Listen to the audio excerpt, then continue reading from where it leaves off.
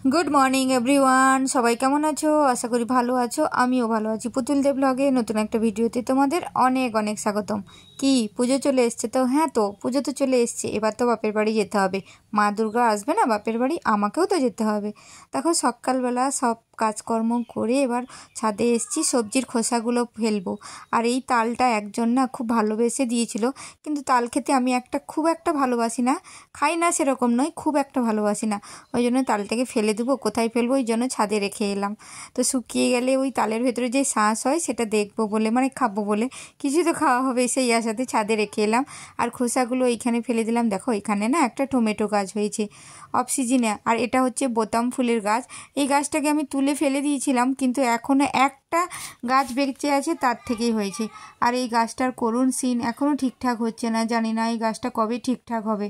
আর এখনো আমাদের রানী এখনো কিছুটা আছে, অনেকগুলো ফুটেছিল তার মধ্যে আমি তো কতগুলো তুলে নিয়ে এসেছি আর এই একটাই আছে। আর আজকের মেনুতে আছে পটল ভাজা, আলু ভাজা, উচ্ছে ভাজা আর কয়েকটা পেঁপে ছিল, সেই পেঁপেগুলোকে সেদ্ধ করলাম। আর করব ইলিশ মাছ আছে 2 পিস, ওইগুলোতে কিছু একটা করব, হয় টক করি নইলে ভাজা করি। এগুলো আমি সব মানে একটুখানি রেখে দিয়েছিলাম যেহেতু বাবু দুপুরবেলা খায় না, ওই জন্য ওর জন্য এই 2 পিস রেখেছিলাম ওকেই করে দেবো বলে। তো এই যে আমার এদিকে রান্না ফান্না হয়ে গেল, এদিকে চলে এসেছি।